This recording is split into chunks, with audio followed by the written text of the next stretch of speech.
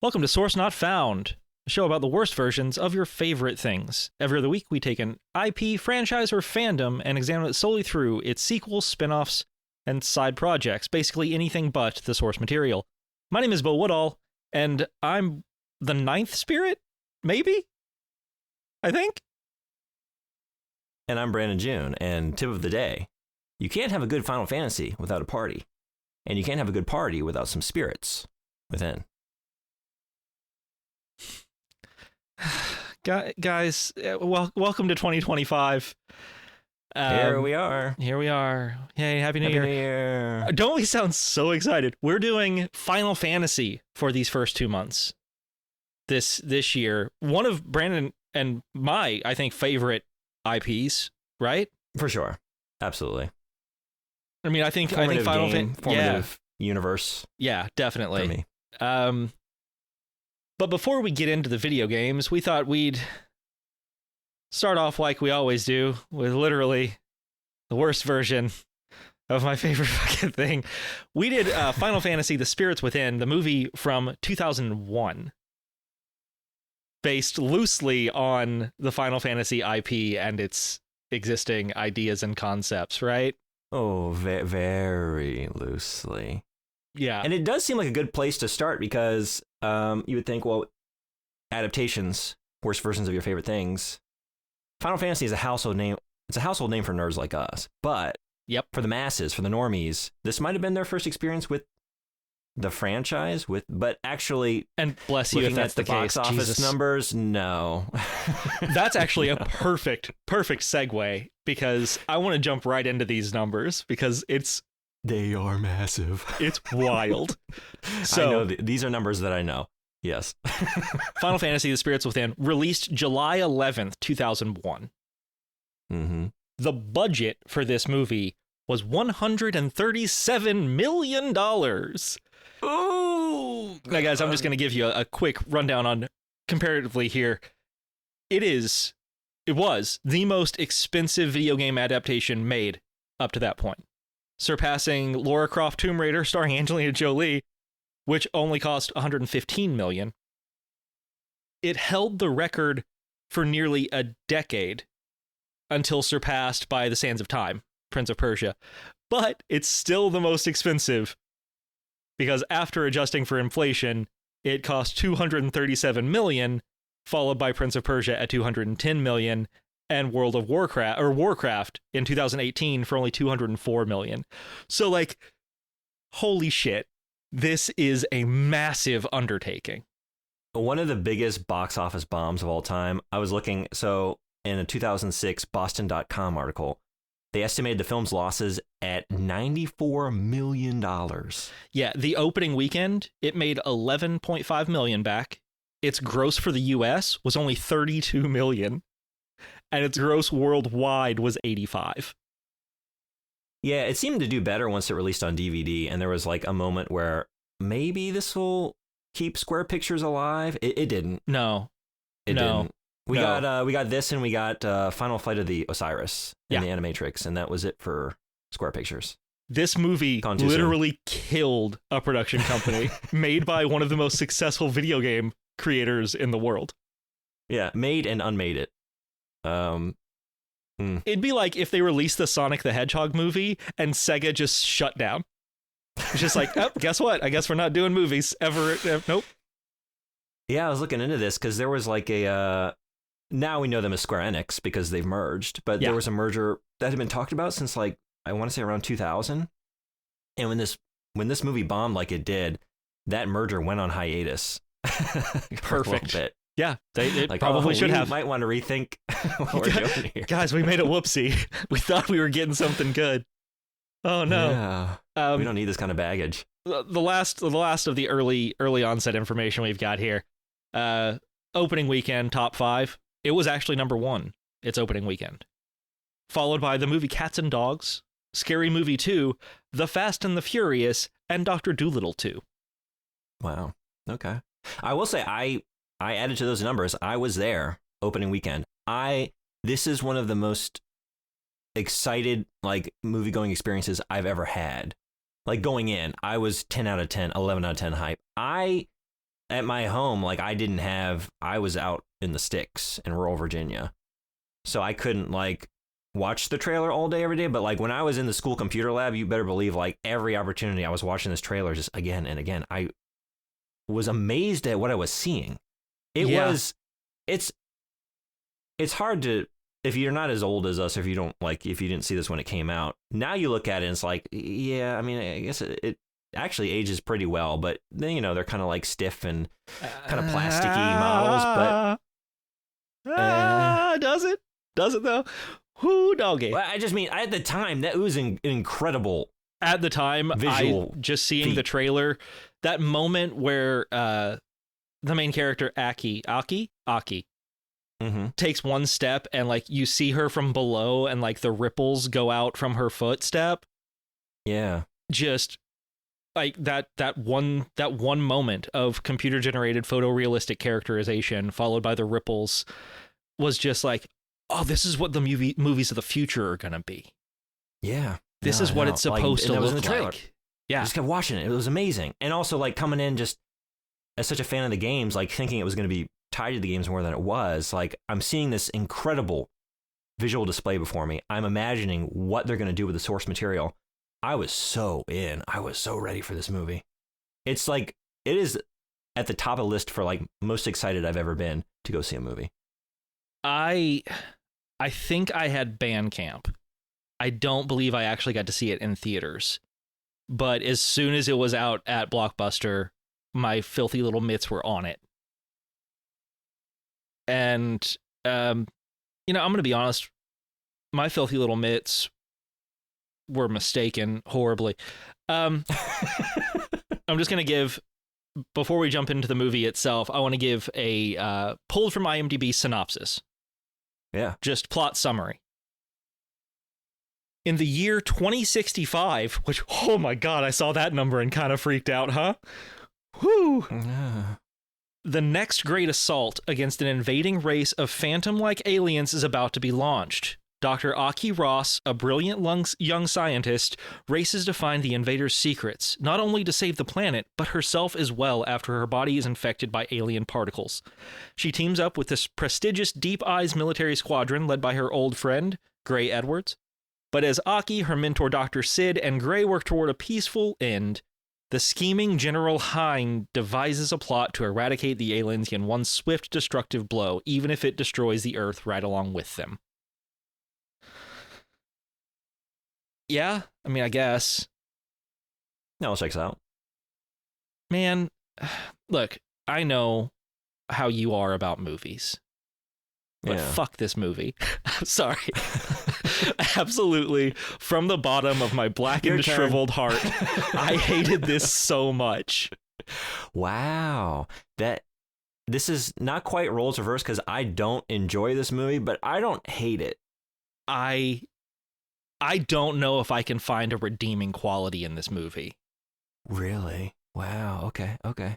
Like, okay. I was going to say some of the voice acting, because some of the voice acting is very, very fun. You've got like Steve Buscemi, Ving Rhames, Alec Baldwin, Mulan herself, Ming-Na Wen. Yeah, it's quite a cast. Donald Sutherland and James Woods. Yeah. Like the cast is pretty stacked. The cast is pretty spectacular. Again, $137 million. But I don't believe this movie was ever introduced to a sci-fi fantasy cliche it didn't love. Oh, I know it. That's the thing. Yeah. Every single scene was... I remembered nothing about this movie. Not a fucking thing. Not a thing. I remembered, other than that footstep with the water ripples, I remembered that. I remembered nothing else about this movie. I haven't seen it in probably 15, 20 years. Yeah.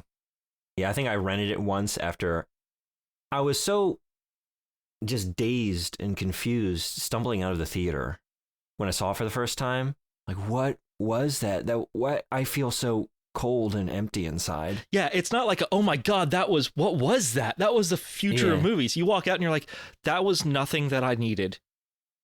like I wanted Final Fantasy, and that was nothing about the only thing that it had going for it. The only connective tissue to Final Fantasy was the existence of Dr. Sid, a character named Sid who has an airship, and the fact that worlds can have their own life force.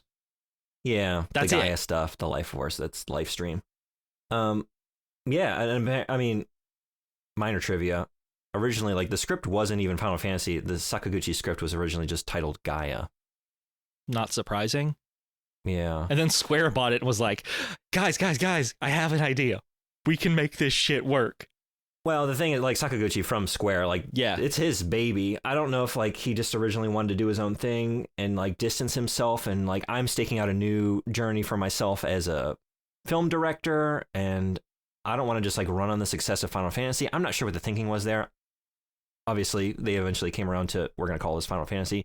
And I wonder how much poorly it would have done if it had just been called Gaia. I mean, you look at it now, like, the only reason it did as well as it did is because us Final Fantasy fans went to go see it, you know?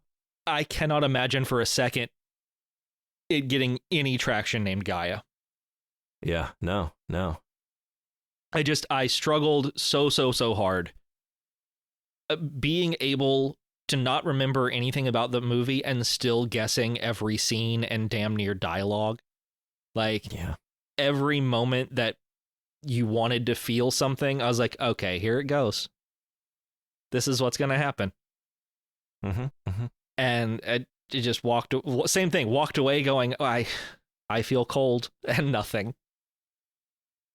See, I hadn't seen it, like I said, rented it once after the theater just to, like, but it was supposed to be good. I need to see it again. Wait, and I watched it again, like, no, I had the correct take, and, like, watching it now, all these years later, I think I remember everything I think I could go into this episode without having watched it again, but I need to watch it, of course. And I watched it like, no, I remembered everything. And it's because there's so little to remember.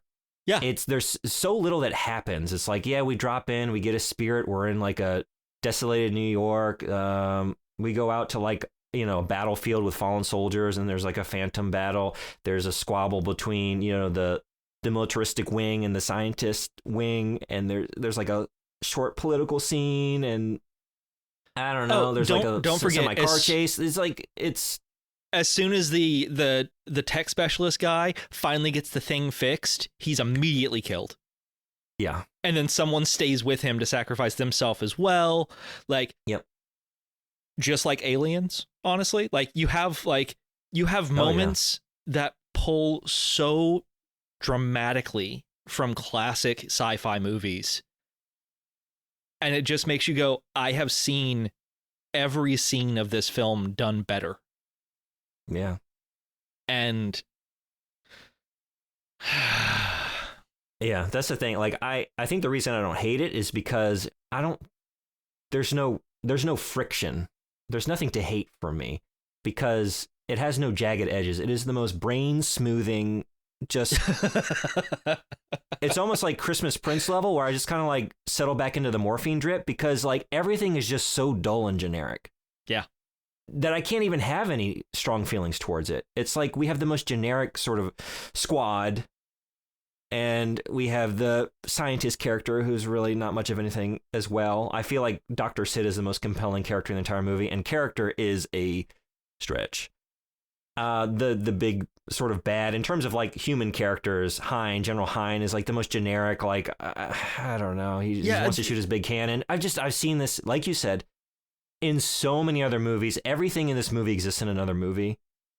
It's basically Aliens with a couple other things thrown in and like turned into a photorealistic, at the time, CG production. There's just nothing. There's nothing to this.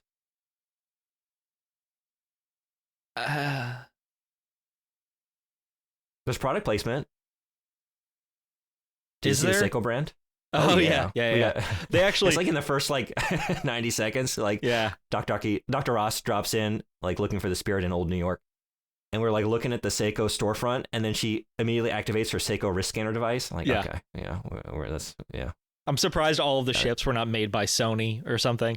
Just like, we do see Sony. Yeah, we see Sony. A lot of it is like, yeah. And Square. Like when we're in New York, we see Pepsi, Sony, Square. I'm like, okay, nice. I mean, yeah, you got to. They got to make that money back somehow, baby. $137 million. Yeah. Yeah, I don't like. My God, I'm just like overwhelmed, underwhelmed. I'm whelmed. I don't know. Like, there's no whelming over here, man. There's no whelming. Well, I was just gonna say, like, at the level of dullness, like just nothing. Like even a Gray, Alec Baldwin's character, it's like sort of generic Ben Affleck, like incredibly. Yes, incredibly. Yeah. It's like we can't even come up with unique character designs and models. We spent all this money. I have some. I don't know. Do you have trivia today? Oh yeah, not tons, but I've got trivia. Because I got a little bit that I pulled as well that we can talk about, unless you have it, for like how long it took to render some of this stuff. I don't have a lot of that. I got a little bit of that. We can throw that in because it's mind-boggling to look at like the level of effort and energy and time and money that this production took to bring fake Ben Affleck, just Ken doll Ben Affleck onto the screen. For what purpose? I mean, that's the thing. I think that's, yeah. Man,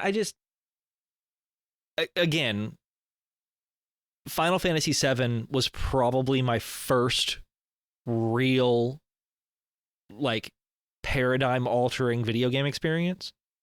And they kept going. I played the ones before, I played the ones after.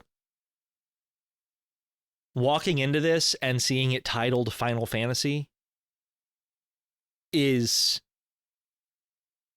picking up a bottle of bourbon and it being lukewarm distilled water. Like, just, there's nothing. There's no character. There's no depth. There's no heat. There's nothing there that gives me all of the things that I love about this wonderful, wonderful franchise. Yeah. And it also kind of sucks that despite this being quote unquote photorealistic, the uncanny valley in a couple of moments was really fucking with me, dude. Yeah? What got you? When Aki and Gray kiss toward the end, I was just like, this is uncomfortable. I don't like this at all. It is like mashing a couple action figures together. It's like they are more alien than the Phantoms. Like, you guys are not the way human beings are supposed to work or function. Her hair, though. What, 60,000? We'll get into that. I did see that little some very big numbers. That little factlet. Yeah, the thing is, I would be willing to look past the very generic setup and world and characters. The just completely, like, I can't think of a more cliched plot and movie. Every quip, when there is one, and they all come from your comic relief character, the one played by only. Steve Buscemi. Which, yeah. I'm sorry, like, that's a good call. Like, good call. It is. And he's fine, like, given what he's given. Yeah, I was going to say, the voice acting is good. The script is shit. Like, yeah, there's nothing clever for him to say, but you can see that it's almost like placeholder, like quip goes here in the early draft of the script, and like, we'll think of something better later on. And it's not. It's just like him, I don't know, responding to like the alarm saying evacuation. It's like, I think we should evacuate, like just the easiest. It was sci-fi Mad Libs, but they left the word that's just like verb instead of actually putting in an actual Mad Lib. Yeah. I would look past all that if you were going to show me something interesting, unique, or new. And the thing is, and this is coming from a massive Final Fantasy fan, a lot of those stories aren't that good. They're not as good as you remember, or if you really break them down absent of gameplay. A lot of times they go off the rails in the third act. Sometimes the final villain just comes out of fucking nowhere. Very contrived, very convoluted. But you feel it on a character level. You're on a journey with these characters, and Final Fantasy has always invested heavily in the party and the characters from early on. From Final Fantasy 2, we really had, especially for the time, a lot of narrative devoted to individual characters. And in that era, that was really affecting the level of character development you saw just in like an NES RPG, you know, and just like from there on, just continued to grow and get more involved and memorable with, like, you know, for us too, the PlayStation 1 era with like 7, 8, 9, you know, which for me is the high point of the franchise. But, you know, yeah, you have great memorable characters. And so you look past all the other nonsense, and sometimes you can just sort of attach to the themes and feel something about what it's trying to convey emotionally, even in the midst of like some kind of convoluted plot devices, right? And you have the gameplay. You have the fun gameplay, and you have amazing, unique worlds that can only exist in a video game space that you've never seen before. Mage villages and future tech and spaceships and things like that. And this shit in this movie, there is nothing interesting. Like the Barrier City, like obviously the budget, and you look at like it rendered on the screen in 2001, it's very visually impressive. But what they like, the photorealism, quote unquote, of like what they've chosen to show us in this quote unquote photorealistic way is like the laziest sort of most generic sci-fi design imaginable. Everything down to like the weaponry and the soldiers' armor and the spaceships, and there are a couple cool Phantom designs, but mostly it's just really, really fucking generic. One of the things that I love about Final Fantasy so much is something you can see in almost every game, especially in the past like 2 or 3 generations of games, starting with 6 and 7, I'd say. Yeah. And that is the well done mashup of Magitech and steampunk. Yeah. Like that sort of world where there are times you'll hit something that's really just like dirty and gritty and gross and a lot of rusted metal and gears, and you have to ride a chocobo because they don't have other modes of transportation. They don't have airships or buggies or whatever. And then you go to one of the bigger cities and all of a sudden you've got like fucking hover bikes and shit.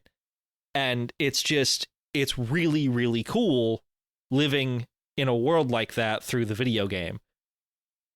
They looked at that and said, but we saw aliens this one time, and why don't we just do that instead? Yeah. Like, we'll use the same type of guns. We'll use very similar armor, except give them helmets with fucking glow-in-the-dark light eyeballs. And, I mean, everything was so,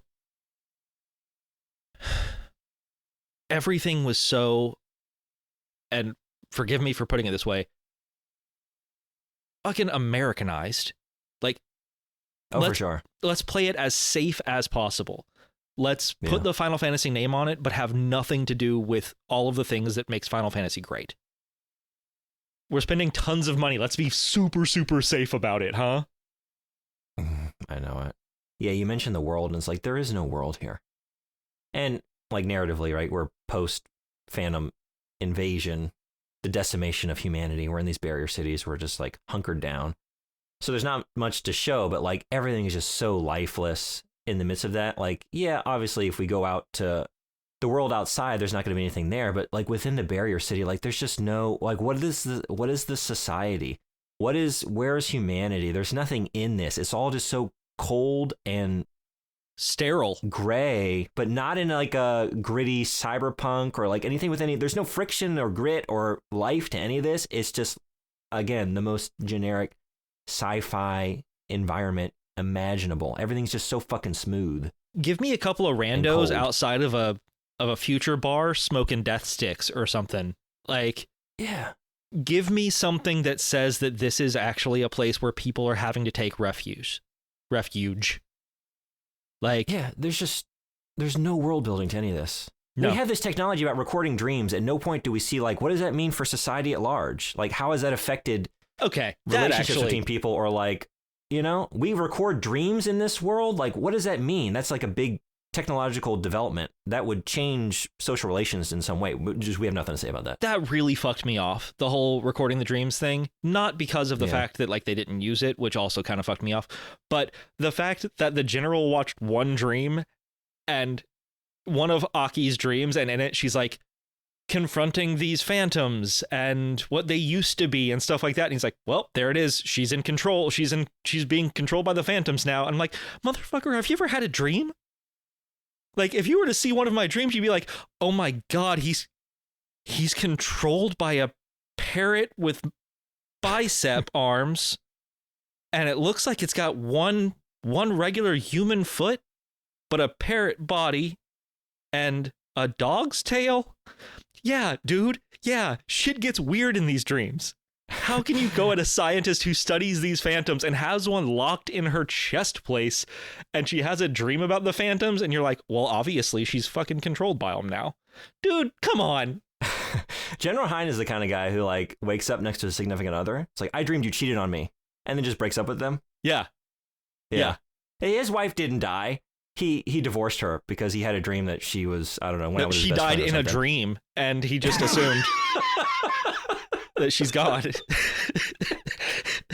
She was visiting her. She was visiting her mother. Died. She's like, I'm right here in front of you. I don't believe you. She was visiting her mother. He had a dream she died, and so he moved. But no, he's the bad guy. Did you didn't get that? He's a bad guy. He only wants to shoot his big cannon. Boom, boom. Aliens go bye-bye. That's his thing. Like, so. I really thought for a moment there was going to be a complete, like, a really cool, like, face turn for him when they, what happened? He lowers the barrier, right, in that one segment of the city, and they all of a sudden people are dying and they let phantoms in, and he actually says like, what have I done? And he's like, no, fuck it, I'm gonna go shoot my gun some more. You put way too much feeling into that what have I done, because I highlighted that line for one of the most wooden deliveries of any line in the movie. Yeah, it was just what have I done? Yeah, what have I done? What have I done? What have I done? And then he leaves and goes to his big cannon. Like, and then shoots it again. It continues to fire it until it explodes in on itself. Yeah, he literally blows himself up because he wants to shoot his big gun a couple of more times. He sees it like it's overheating or whatever. It's gonna implode, and he's just like, well, it has to be done. It has to be done. At one point, he actually says like, I know. Whenever the machine is like, mechanism overheating, explosion imminent, and he's like, I know. Blowing it up again, and I'm like, to be fair, dude, you earned this. Like you hardcore are literally doing this to yourself in a way that is, there's no plot anymore. This movie has nothing left. It didn't have much to begin with, but man, you really are literally shooting yourself in the foot here. Just him pulling down on the lever again and again until the whole thing explodes in his face, and just like the debris flying out, and then just like echoing out across the cosmos, one final just, what have I done? What have I done? I miss my not dead wife. This is just a dream. Yeah. That would be incredible if his last line was, "This is all a dream." Oh my God. That might as well be reality, right? Yeah. Man. Is there anything you liked? Anything? Because I pulled out a couple things. I did my best. Okay. I liked the like laser surgery quarantining idea.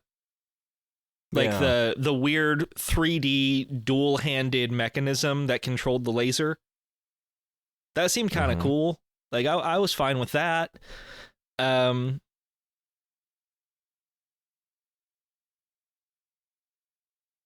No, that's it. Okay. There were 3 very cool Phantom designs. Two of them were the big ass bugs. Yeah. The one that ends up killing Steve Buscemi and almost everybody in the hangar with all the gnarly tentacles. Love that. The weird long snake one that kind of looks like an anglerfish mixed with the skeleton of a python. Yeah, okay. Yeah. Like that model. And then the last one was when they're flying out of the city, the one that Steve Buscemi has to like navigate through and around. Yeah. I dug that model as well. I thought there were some cool ones. They're not like memorable to the degree of like any, of our all-time Yeah, it's not a xenomorph. Like xenomorphs or anything like that. But they're functional. Kind of neat, kind of nasty. So for things I liked, I kind of like some of the setup, like some of the ideas here. Nothing is seized upon and nothing is utilized to take us anywhere interesting, but as just an idea for like a jumping off point, I do like the idea of, as goofy as it sounds when you say it aloud, alien ghosts. Like I like the idea, or at least if not ghosts, I like the idea of thinking you're being invaded and then realizing like this isn't an invasion force this is just a collection of all of the fauna on their planet. Like this is like basically a zoo dropped in by way of an asteroid. Like we've got all kinds of shit here. We got their whales and like giraffes and elephants and stuff. It's not like an invading army. Right. And I thought that's an interesting idea. Yeah, definitely. And I thought like it's the scene, I think when they're flying back out of like I don't remember what number spirit it was. Who the fuck cares? But they're out at like the battlefield where like Sarge, is it Sarge? Ving Rhames' character? Yeah, Sarge. Yeah. I almost wanted to say it's not Sarge. He has a name because they didn't just call him Sarge, did they? No, they did. Yeah, they absolutely It's did. just Sarge. He's the Sarge. He's like, my father's in here somewhere. That whole bit, they're flying out and then they have like Aki has found out to be infected, or no, she passes out. They knew she was infected, but that's like all that the soldiers, like Heinz men, need to see. Like, okay, you're under arrest, and they had their little tussle. They had like a little squabble in the back of the ship. Anyway, like they pass through like a tendril, one of the phantoms, and it like pulls the dude's spirit out of himself. I thought like some of that. I thought that was a cool idea. Like these alien ghosts that will just pull your spirit out of you, like your life force out, and it led to some cool like visual moments, and I think that's a neat idea. I do. I like that. About that. Yeah. I liked it at first. Mm-hmm. Until I realized it didn't matter. Like, Gray even says after his entire unit gets their spirits removed. The spirits without. Yeah. He says, tell me they're in a better place. I was under the assumption that when the phantoms took your spirit out, they took your spirit out. Like, they ate it. I thought it was worse than death. Like, it was like a hijacking of your spiritual energy to strengthen them. Yeah. But to know that, no, they just kill your body, your spirit's fine, made me like, oh, so there's no real... The stakes are less. Like, you've lessened the stakes. You've given us these, what seem to be these super big, they kill not just you consciously, they kill everything you are, is how I saw it initially. Yeah. And then Aki basically saying, yeah, they're with Gaia now. And I'm like, okay, hang on, though. I thought they ate the spirits. I liked it when they ate the spirits. I liked the stakes. I liked this being like not just humanity fighting for their lives, but fighting for their very soul. Yeah, that would have been something. But they didn't do that. Like everything else we've listed.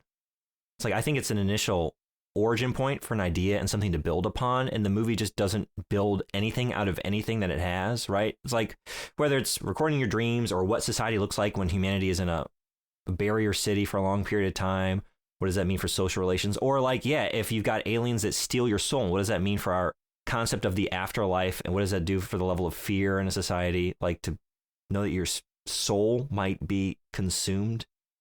Yeah. Just anything, right? Yeah. And just, it doesn't dwell on any of that. It has nothing to say about any of these ideas. it just uses them as a setup to have the squad go and fire their weapons at the ghost aliens and do a car chase and bullshit. And then there's a sacrifice play, and that's the end of the movie. Yeah. That's... I don't know. Like I said, but I did kind of like it, and I don't know. I like the idea. There's something there. There's something there to be explored and built into something. I think they were given a lot of really fun pieces. Yeah. They were given really, really cool Legos, and then they built the same fucking wall that every other Lego could be used to build. Yeah. Yeah. Yeah. That's the thing. Like, it's so generic. You mentioned Americanized. I agree. Just so heavily dependent upon the cliches established in big budget sci-fi movies, you know? It doesn't do anything unique. But then the times where like its video gaminess comes through, it's in like the worst way possible. It's like the whole, we got to track down these spirits. You know, to me, that's like, well, if I'm playing a game and I'm going around the world and collecting these spirits, like, yeah, that's a setup to get me out on the journey, and it's kind of goofy if you really think about it, but it's a game, and you know, the fetch quest. Yeah, the fetch quest. Yeah, in a movie, you just have the goofiness because I'm not a player. It's just goofy. You know what I mean? It's so brief. Like, it's not even a quest. Yeah. And again, they don't take us anywhere interesting. If they took us to interesting places and the spirits turned out to be something unique or wild, or if like the movie had any kind of surprise at any point, I would be like, well, it's sourced from video games. I'm a gamer. I can look past some of the stuff. It's kind of goofy if you break it down, but fine. I'm along for the ride. But the fact that like there is nothing. They had a chance is the shitty part. Because, spoilers, the eighth spirit was a phantom that accidentally touched Gaia, right? That's what they said. And then Hein kills it. Like, having the introduction of a phantom spirit to meet Aki and Dr. Sid, like, maybe it has compassion again, or maybe it's found some semblance of peace, so it's not as angry as the other spirits, or of the other phantoms. And then all of a sudden we have a question, like, it is part of this unit that is basically killing all of our people. Do we treat it the same way? How do we bring it in without becoming the enemy, sort of thing? Like, there's a lot of fun you can have with that. And instead, they just use big bad man with big bad gun to kill it. I just want to go back to one thing. Calling it Americanized, or saying that I think it's Americanized, I want to clarify something there. Because the same, on like the top 5 movies at the box office are 2 of the most American fucking movies probably that have ever existed. One is The Fast and the Furious, and the other is Scary Movie 2. Both of those movies are incredibly American for different reasons. This is not, I don't want to call it just Americanized. It is everything bland about what science fiction can be in America. Everything that has been used before, using it again in a duller way. If you could make white bread taste more bland, that's what this movie did. Like, the first time you have like a bologna sandwich or something, you may be like, hey, this is pretty good. And then all of a sudden you get a bad, bland bologna sandwich. And that's what this is. Like, when you said that, I just assumed like Americanized in terms of like the Hollywood machine churning out like generic blockbusters that have little to say about anything. And so they cast like a wide net, you know, trying to pull in like as big a pool of potential moviegoers as possible by having no, again, friction or anything unique or anything that's like culturally coded. So almost like a monocultural kind of sci-fi product. Yeah, that's kind of what I was trying to. Thank you. You're much better at that than I am. I was fumbling around with bologna sandwich analogies. But like, I think that works. It's fucking mayonnaise and bologna on Wonder Bread for sure. They were just like, hey, you know what? We've got Final Fantasy, so we got the gamers. We got aliens, so we got the aliens people. We got photorealistic CGI, so we got tech kids. And, oh shit, they're ghosts. Yeah. That gets the horror crowd too, right? And we got Alec Baldwin. Oh man, yeah, bologna sandwich. It's a bologna sandwich if you had the Midas touch. Everything's like you touch the bologna sandwich and then it's just gold. Yeah. And you try and swallow it down. It's like you can't derive any nourishment from this. It's still a fucking bologna sandwich, but it's look how shiny and pretty it is. Yeah. This is it's gonna pass through you and it's gonna be painful on the other end when you try and pass this thing out. But this is very much gilding a turd. Like, no, but you don't understand. They had just whole factories of computers rendering out that turd for 4 years. And I think that's where we can move on to, you know what? Today is not just a Beau's trivia corner. I think it's going to be a Brando trivia corner a little bit too. We can play a little bit with both of us in this space. I got some stuff. Before we move on, I just want to say I have one more thing I like. I remember. Oh, cool! I love this. I like the theme song.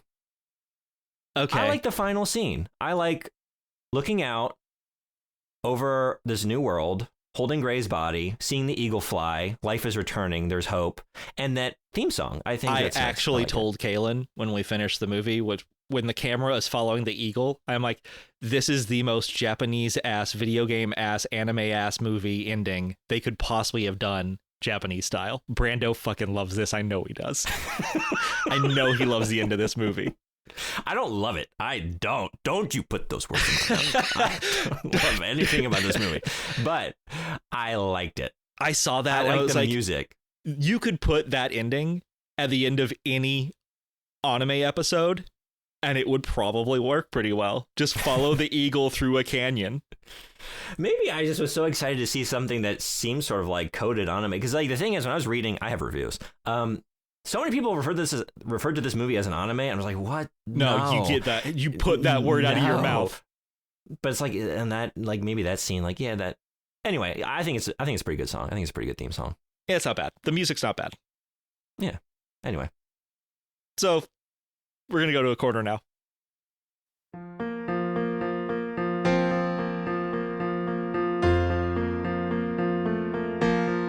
I know stuff.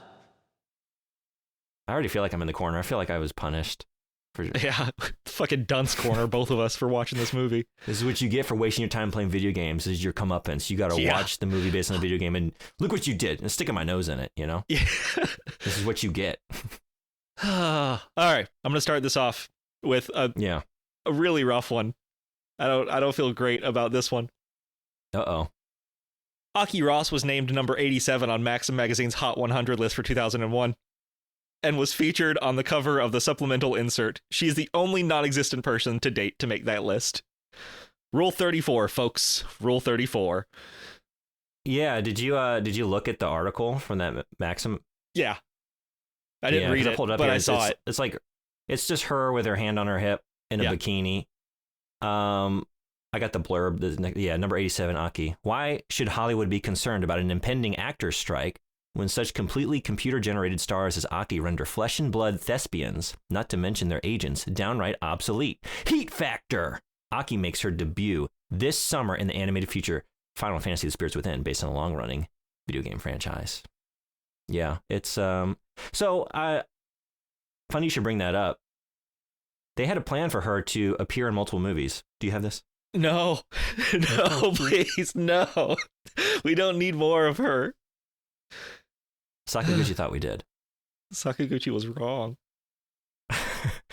So the setup is kind of technical in nature.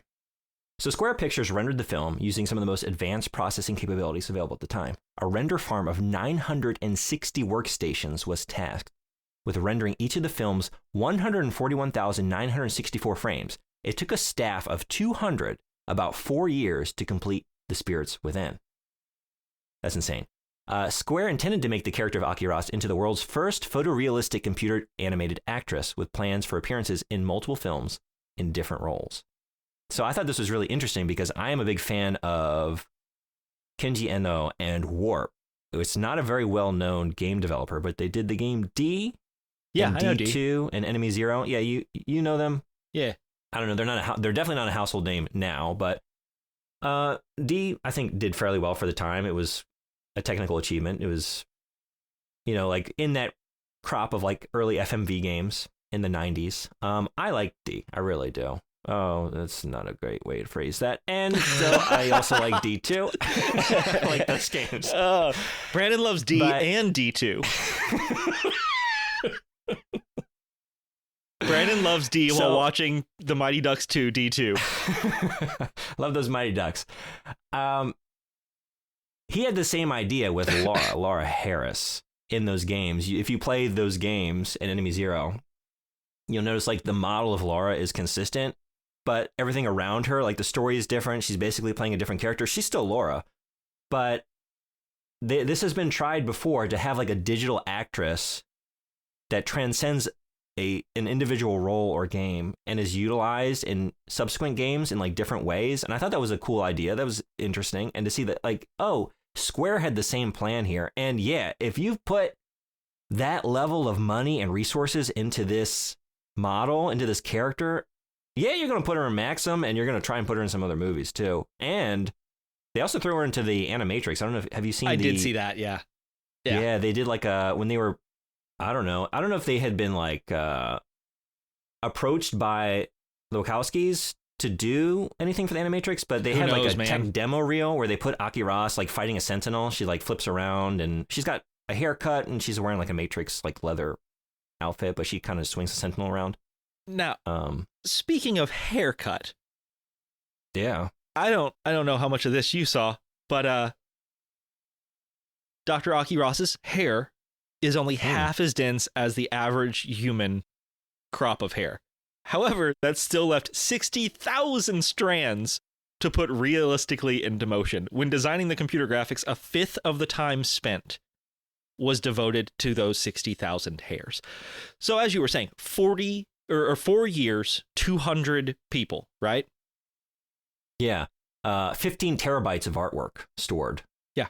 For artwork on the film. A fifth of that was just her fucking hair. Her bob was a fifth of that time.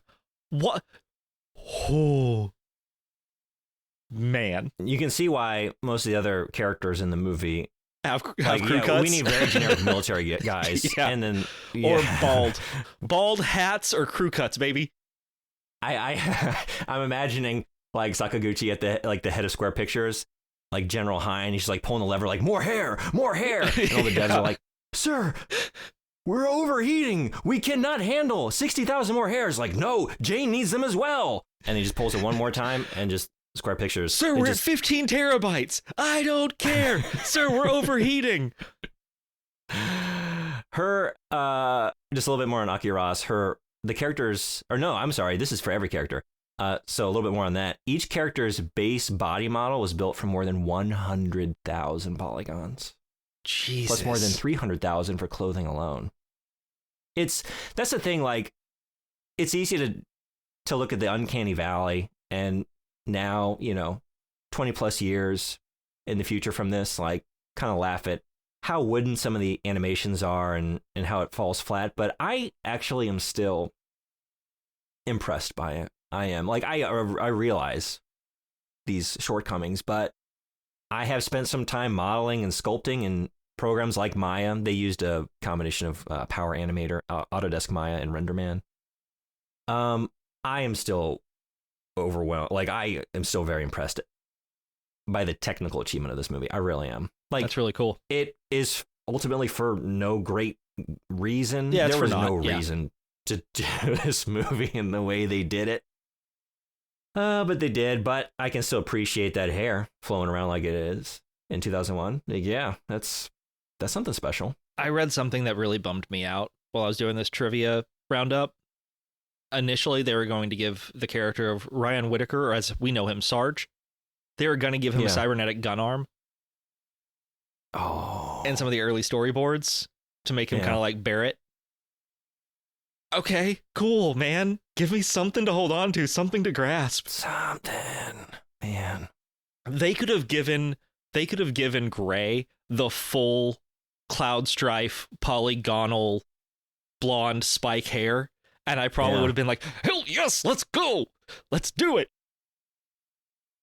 Yeah, like I don't really like a lot of modern Square, like its storytelling and characters. I'm not really big on the Nomura era, to be honest. Sure. But I would prefer that to this for sure. Like, yeah, give me full Nomura as opposed to. That's the thing. Like, I think I really like the Sakaguchi era of Squaresoft, and I think that's when the series was at its best, when he was at the helm, or at least like attached as a producer and sort of overseeing the general development of the games. Sure. Yeah. Because by the time we get to PS2 and Final Fantasy X, like he's leaving, he's gone, right, for subsequent entries. And yeah, man, like the whole reason to do a movie like this would be like you can show me things that you can't show me in a live action movie. And you can make it aesthetically consistent. And you could have taken me anywhere and designed anything. And you just gave me shit that we could have filmed on a back lot at Columbia Pictures somewhere for most of this shit. Because it is all just like interiors of like gray metallic there's ships no and shit. Now, there's one thing I wanted to say. Well, two quick ones, and then I'll back off for a second. One, all of the backgrounds were hand painted. Yeah, I did see that. Yeah. So, I mean, like, you could tell with some of like the sunsets and sunrises and stuff, like it was intended to be, I mean, in that way, it was intended to be kind of anime adjacent. With that background work. And then another kind of fun one. Again, this movie was supposed to explode. It was supposed to pave the way for computer animated or photorealistic animated films. This was the first computer generated film to be rated PG-13. Oh, yeah, right. This was supposed to be a trailblazing work of art, which is why I think so many actors did their first time voice acting for this film. Alec Baldwin, Steve Buscemi, and Ving Rhames was all their first time voice acting. Huh. I didn't realize that. Yeah. I don't know, man. That's most of what I've got on my end, but I mentioned most of mine, I think. Let's see, I had a couple just small things. The cast appears in a hidden Easter egg on the DVD doing the Michael Jackson Thriller dance. I watched it. It's not really worth your time. I was going to say that took 1.4 what's above a terabyte? That's the thing. I was looking at it, it's like, is it meta? No. Whatever. It took a lot of it took them another 4 years to render that dance. I watched it. I was like, I don't really have an interest in seeing this. I know that it exists, but let me just spend a minute and a half, 2 minutes looking at the cast do the Thriller dance. And I was thinking, like, you know what? If I had any attachment to these characters as anything, then like, yeah, seeing them goof around in a DVD like Easter egg, what maybe would have meant something to me. It's like, I don't feel anything about these people. I think would have been a better expenditure of time and manpower instead of doing Michael Jackson's Thriller. Give me 2 bloopers. Give me some of them like flubbing lines. They're supposed to be like, these were supposed to replace actors in the future. Like the AI deepfake stuff that we're afraid of right now, or actors and writers are afraid of right now. This was the first time where actors looked at something where like, oh fuck, we can be replaced by computers. Like, they expected it to happen soon after this movie came out. So like, make them actors. Give them bloopers. Have them flub. That'd be fun. Yeah. Like that may actually make me feel something about 1 or 2 of these characters. I doubt it, but worth a try. Yeah. I mean, it can't get any worse. It really, really can't. I would actually prefer to feel negatively about the characters. I feel nothing. This was my Christmas Prince. I can see why. Sakaguchi felt something about them. So apparently he named Aki after his late mother, who had passed away in the not too distant past when he was developing this. And also another link is the day and month shown after Aki's first dream is the birthday of his wife. Oh, that's nice. Fun fact, Hironobu Sakaguchi, born Hitachi, Ibaraki, right around the corner from me. Really? We're both Ibaraki boys. Oh, yeah. Nice. Yeah. I really admire him, actually. I don't like this movie. I wish it had been something. I wish it had... I don't know.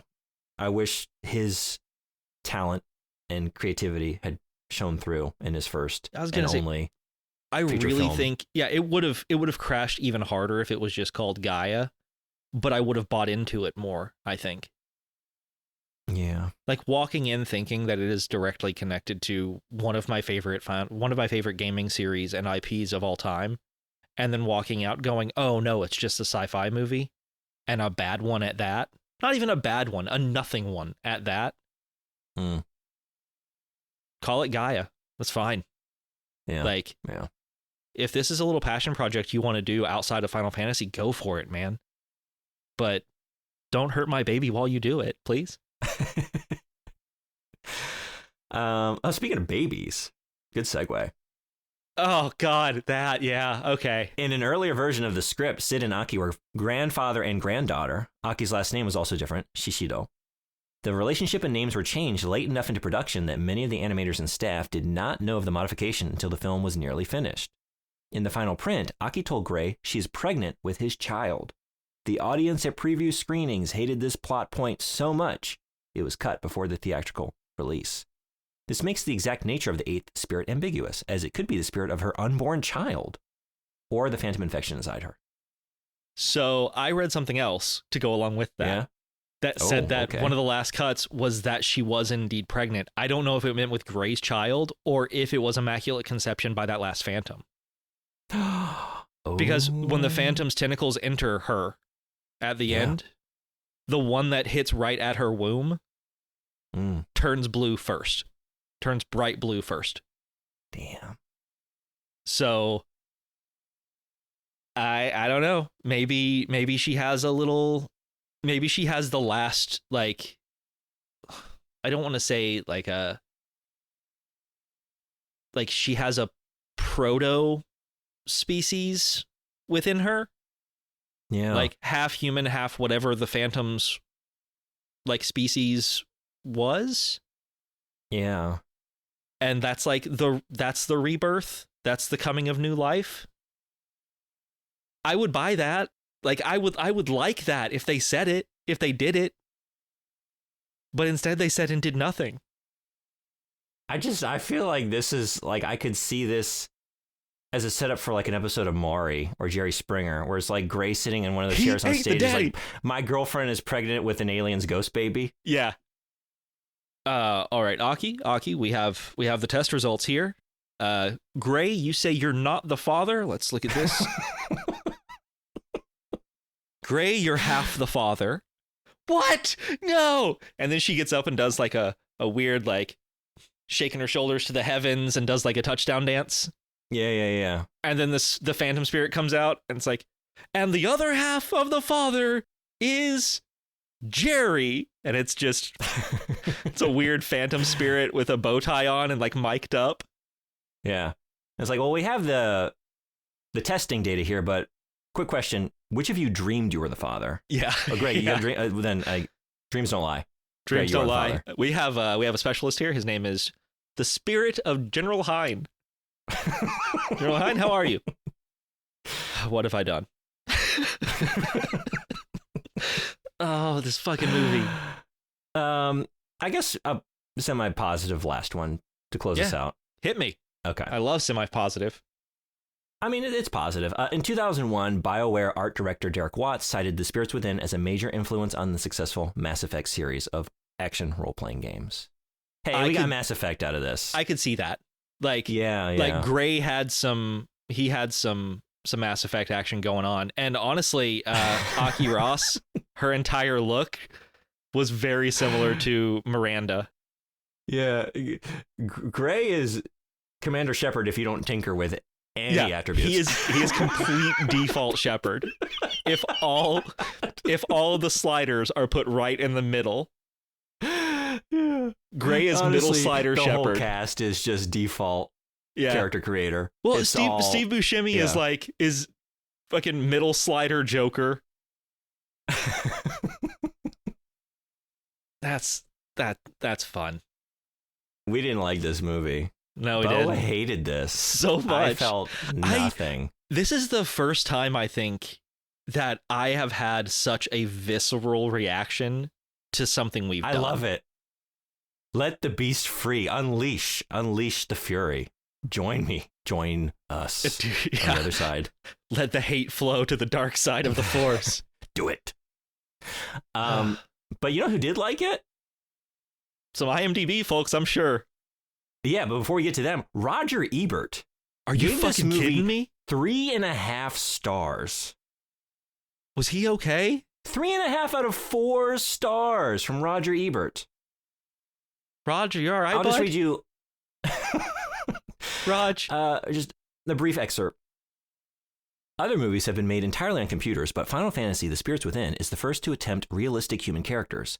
Not Shrek with his trumpet ears, but the space soldier Gray Edwards, who looks so much like Ben Affleck, yeah he does, that I wonder if royalties were involved.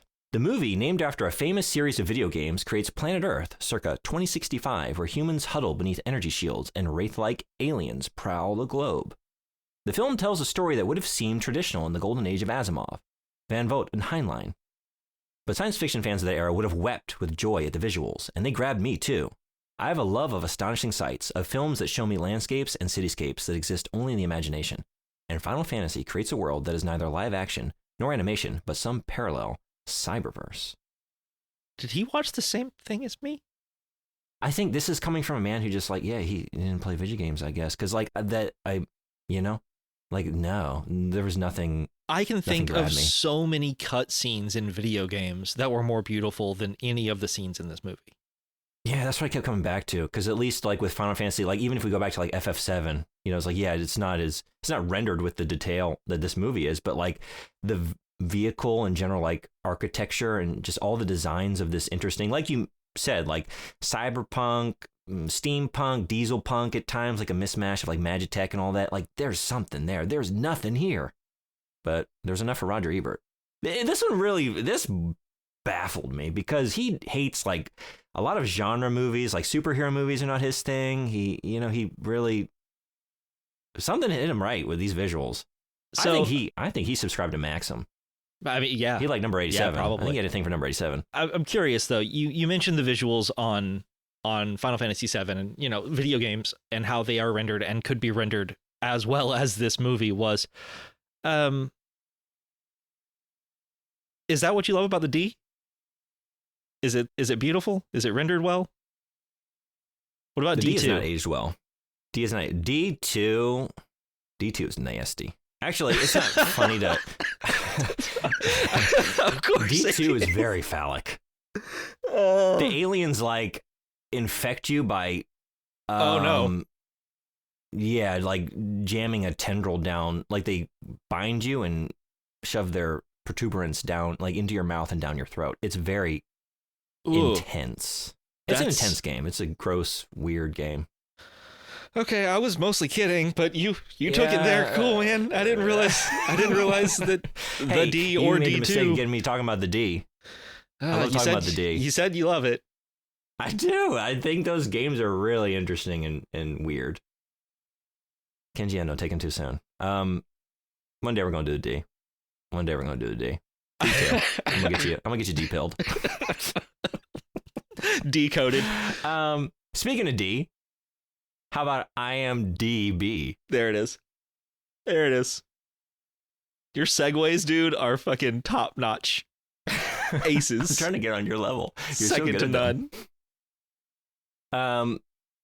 I pulled this one out because it has thoughts on a couple source not found recent picks. Friends of the show. Okay, I am buckled in. Criminally Underrated. From ACC Thomas, June 6th, 2004. Just to clear up a couple points. A, this is a film, not a computer game. B, CGI people don't look or move exactly like real people. That stated, Aki Ross is still a more convincing character than anyone played by Keanu Reeves. Our take on Constantine would like to disagree with you on that point. Agreed. I will come across this computer screen and just, ugh. To be fair, what year was Constantine? I think this is well before the sort of recent reformation of Keanu Reeves' image. 2004, I guess you could be forgiven for that. I don't know, man.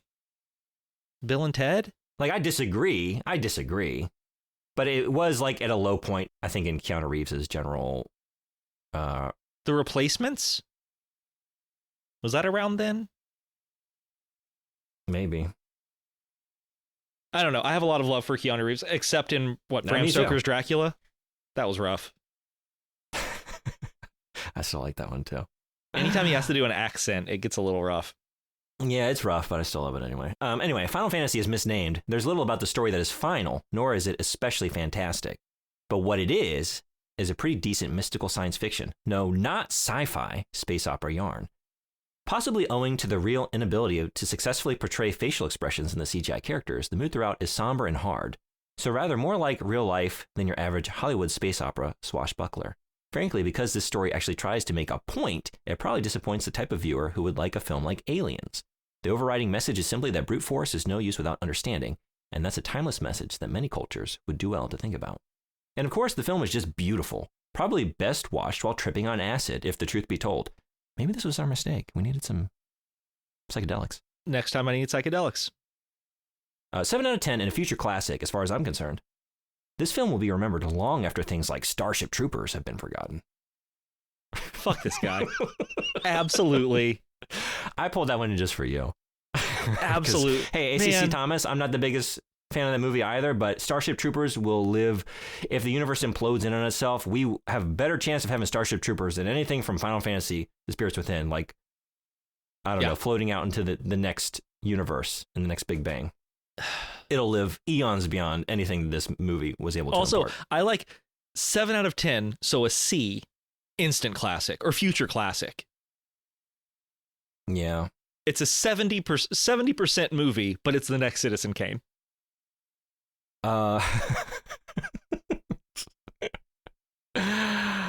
It's funny you should notice that.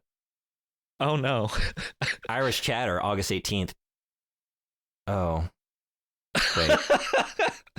I cut off the date. But hey, it was August 18th. 201. So, I don't know. Could be 2010, could be 2019. Wildly different perspectives. Yeah, that's what I mean. I fucked up. Well, anyway. Let's do it anyway, man. Bring it. Let's go. From the release. So Irish Chatter, a 7 out of 10. Headline, the best yet sad film I have ever saw. The best yet sad film I have ever saw? I had ever saw? Yeah. Cool. I have ever saw. Yep. I don't think I need to read this one. I'm looking through it. I'm like skimming over it. And just I've just kind of felt bad for Irish Chatter. Like if the best film you ever saw was a 7 out of 10, buddy. You got to see something else, man. Anything. Starship Troopers.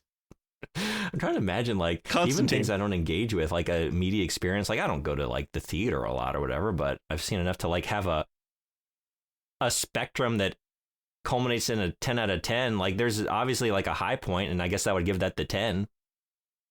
That's what I was going to say. Like if he's saying the best I've ever seen and it's still a 7 out of 10, does that mean he's never experienced a 10 out of 10 or he doesn't know how to?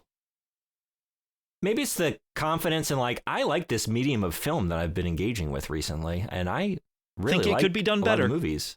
Yeah, but I can conceive of a perfect movie. I have yet to see one, but it must exist. Yeah, but for people who love something and call it the best and like give something room for improvement, they do like a 9.5 or like an 8.5 or a 9. Like it'd be well and good above a 7, I think. Yeah, they don't give it a C. Maybe he's on what was it, a 6 scale? 8-point scale? Maybe he's on an 8-point scale. But that's doing even worse. Shit. I don't remember how your 8-point scale worked, man. I'm sorry. Well, if you're on an 8-point scale, then that 7 out of 10 is going to be a lower letter grade than your 10-point scale, you know? Oh, see, I thought 8 was the high number. Oh, no, it's 100 descending in increments of 8. Oh, beans. Okay, my bad. It's unnecessarily complicated, and the fact that you called back to it means people are going to be questioning what this is a reference to, and they might go digging, and you shouldn't. You should just, if you've never listened to the show, if you started today, start here. This is... Oh, man. Clean slate. Yeah, I found so many reviews calling this an anime, which I don't agree with. That's a bummer.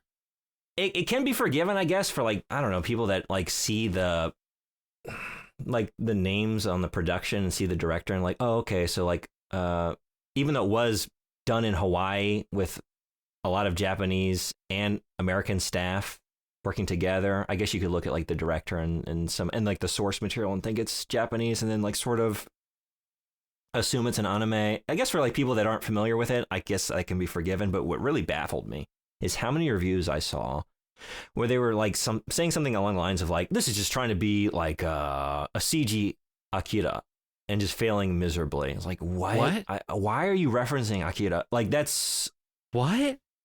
Yeah. I see no similarities to that other than the fact that like they're both animated. I don't know. I was going to say maybe the weird vascular nature of the alien at the end. Yeah, I guess like you kind of got like a Tetsuo situation there at the end where it's like, but that's it, growing exponentially. Yeah, I know, it's wild. And like the thing that's crazy about that is like that's not exactly a household name. Like if you watch anime, you know it. But for someone to reference that, like I don't really know much about this anime thing, but this movie just seems derivative of Akira. I'm like, what? You know enough to know that, but then enough to also be, enough to know that, but confused. Not enough to recognize the fact that you are so ridiculously wrong. I don't know on what metric these movies are going for any of the same things. Watching this movie, it really reminded me of episode 4 of Cowboy Bebop. Yeah, no, you can't do that. You can't do that. Don't do that. I also found a lot of reviews, people complaining about the religious overtones and it being preachy, like new age horse shit. What? Which I didn't find it was proselytizing at all. Yeah, people had thoughts on like this Gaia theory, as if like the movie's trying to brainwash us into all like ascribing to Gaia theory. There were a lot of takes along those lines, which wow. Yeah. Here's one that kind of like gets at some of those ideas from Hotspur 95, August 15th, 2001. A bunch of tree-hugging hippie crap. Yep, perfect tagline. Sorry about the one-line summary. I couldn't resist the Cartman quote. Nah, the film was pretty good. I work in IT and I'm an avid PlayStation fan, so I was bound to go see this film. I'd already read the review, so kind of knew what to expect. Now, the plots in the games are usually a bit off the wall. This is an understatement. In the usual Japanese fashion, giant robots, love triangles, death, large animated stuffed mogs with cats on top, revenge, betrayal, and, God, yes, the chocobos. Which are, yeah, you need to play the games a little bit more, buddy. Which are large, racing, riding chicken things. Gravely disappointed they didn't make an appearance in the film.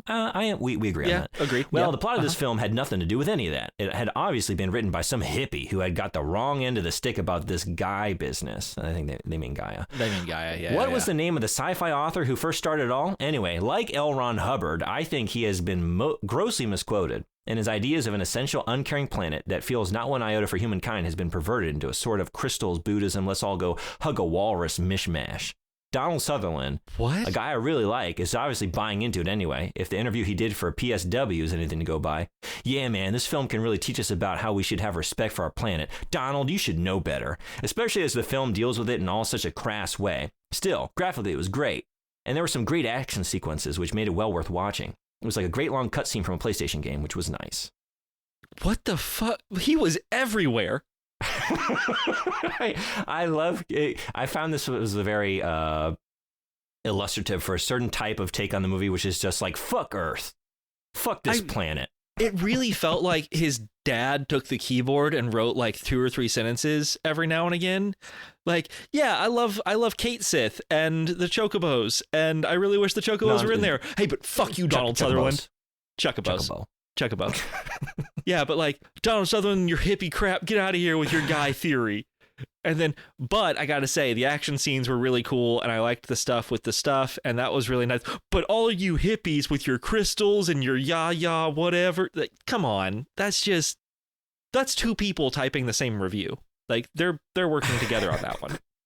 I love it. He's got anger for Donald Sutherland because in the promotion of this movie, he's like, yeah, we should have respect for our planet, and like, fuck this guy. Yeah.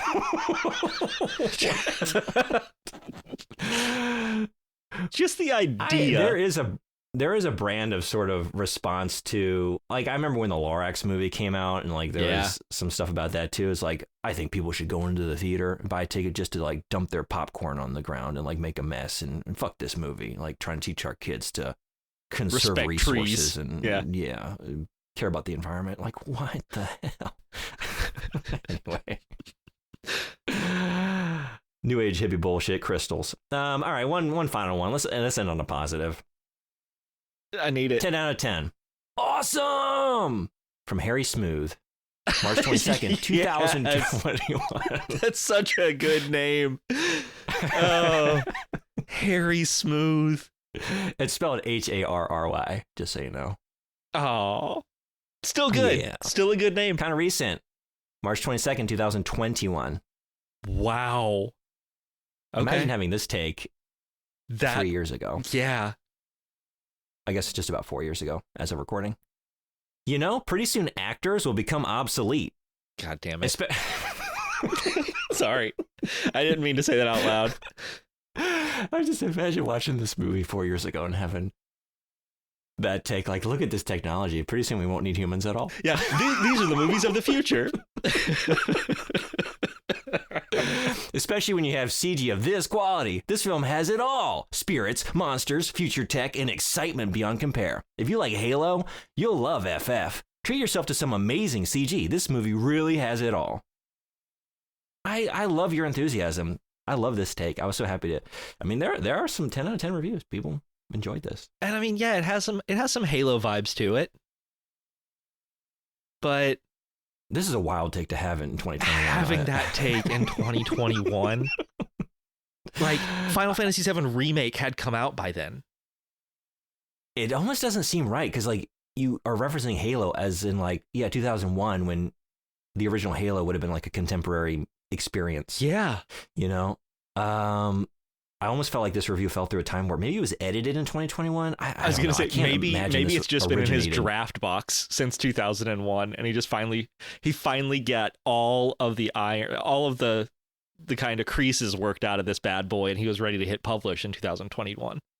Yeah, maybe the review was dreamed in 2001 and recorded, but then, like, I don't know, filed away to be posted at a later date when General Hine found it and he quarantined the dream.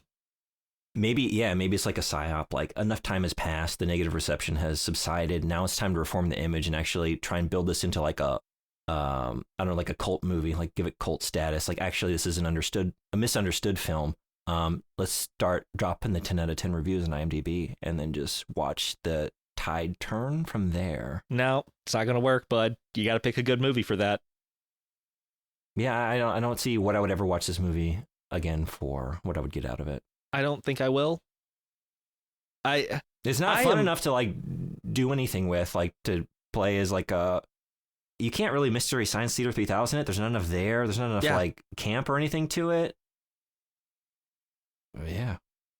Movies that you can do things like have a bad movie night and make fun of them as you watch them and have fun with friends and have a couple of drinks, popcorn, throw shit at the screen, that sort of thing.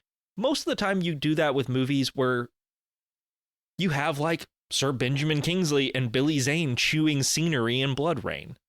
Like, you have actors taking wild swings that make no sense, where in this you don't have any physicality. You don't have any scenery chewing because they aren't actors. They're not making choices. They're doing as programmed. And so, good point. This would not be a fun movie to have a bad movie night over. And what sucks, man, is I really wanted to like it. Oh, I mean, yeah. Like I said, I watched the trailer like daily. Every time I was in the school computer lab, I was there. It really, really bums me out that I hate this movie as much as I do. Yeah. Yeah, I think it would be good to maybe put you to sleep, and then you can dream a better movie and record that and watch that later. Hey, I like that. I'll dream Starship Troopers and watch Starship Troopers later. So yeah, we don't find much there, but we still like I would not source Final Fantasy on the strength of this movie. If I saw this, I would be like, what? If the games are anything like this, no. No, I'm good. Thank you. but we sourced it. Well, we were already Final Fantasy fans, and we're going to continue to be fans in spite of this experience all month long and the next. I will say, if you saw this movie and this was your first examination of Final Fantasy and then you didn't source Final Fantasy because of that, I fucking get it. I understand 100%. Honestly, I would have done the same thing. I can think of any number of Final Fantasy experiences where even though I'm a fan of those particular experiences, like, yeah, if this was your first one and you were a hard out after that, I get it. Yeah, I understand. I get it. Yeah. It's an acquired taste. Yeah. And we'll be talking a lot more about what that is later on this month. Mm-hmm. Why Final Fantasy itself is an acquired taste. Why we have decided to acquire that taste. And why sometimes that taste is a little sour, a little bitter, bitter going down. But until then, thank you all so much for listening. Little housekeeping stuff. You can find us all over the social medias at Source Not Found Podcast. You can find us at, well, not just find us, but you can contact us. If you've seen this movie and you have a wildly different opinion than we do, please let us know. We would love to share that opinion with the world. sourcenotfoundpod@gmail.com. You can also always just leave that opinion on an IMDb review. Or on our Discord. Somewhere. And I'll find you. Oh, he'll find you. We know where you are, Harry Smooth. Don't forget to check out our YouTube, where we have, our entire backlog of episodes up there. We also have Brandon's Twitch streams for video games that we have covered on the podcast in the past. And speaking of Twitch streams, Brando, what are we doing for Jankuary this year, my nan? Yeah, so I just called you my nan. I'm sorry. I tried to say. I didn't even catch it. Yeah, I said my nan, but hey, love you, nan. It's all right, Chuckaboo. You can call me. Oh my god, January. That's so good. Nothing. I already have my intro for the next episode. We're good, baby. Oh hell yeah. Wow, we're really nailing it with this housekeeping today, huh? Killing it. So yeah, every year I do Jankuary, a month-long celebration of janky or bad games. Which actually, as I was playing, so right now I'm playing Lord of the Rings Gollum as a recording. Oh, it's janky. But I watched streaming, some of it. Actually, it looked rough. I was setting up Jankuary live, and I was adding the tag for people to find the channel with Jankuary, and I noticed it was a tag oh, did I make this last year? And actually, it's a thing. It's taken off. Other people are doing Jankuary. They're doing a 1 week later in the month. It's a new Twitch initiative from a couple big streamers. They're going to do a week of bad games. But just so you know, hey, timestamp this. Look at the archives, man. Legion Bug, Jankuary, the original, 2024. We started it last year. TM. Jankuary streamer. TM. I mean, I don't care. Share it. I wanted to take off. That's really taking cool. Off completely independent of anything I did. But yeah, bring on the jank all month long. But yeah, around my channel, around these parts, we do jank all month long. It's not a week long thing. It's a month long thing. So anyone who comes by, subs to my Twitch channel, you get to throw any janky game that you want on the wheel of jank, and we spin it every time we finish a janky game, and we decide where we go next. So Gollum, we're finishing up Gollum. Where do we go next? Come on by and find out. Twitch.tv/LegionBug. Link down in the show notes. So yeah, archives of the Twitch streams on the YouTube. Thanks everyone who hangs out in both places here on the podcast and on the Twitch channel. Thank you to our patrons, and thank you to Saint Coelacanth for that whippin' theme song. Hell yeah. Guys, that's it for us this time. Thank you so much for listening. As always, join us later on this month and next month for more that good Final Fantasy content. But until then, don't forget to check your toilet for Harry Smooth. Had to be done. That name is just too good. 60,000 hairs on that Harry Smooth. 60,000. Took him a fifth of 4 years and 200 people. Christ.